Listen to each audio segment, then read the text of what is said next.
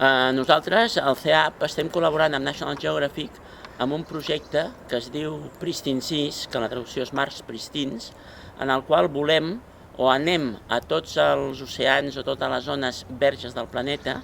per intentar arribar a acords amb els governs a les quals pertanyen aquestes zones per protegir-les.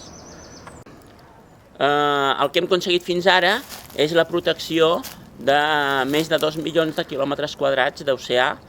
sobretot al Pacífic, però també a l'Atlàntic. I la nostra intenció és protegir en els propers 3 o 4 anys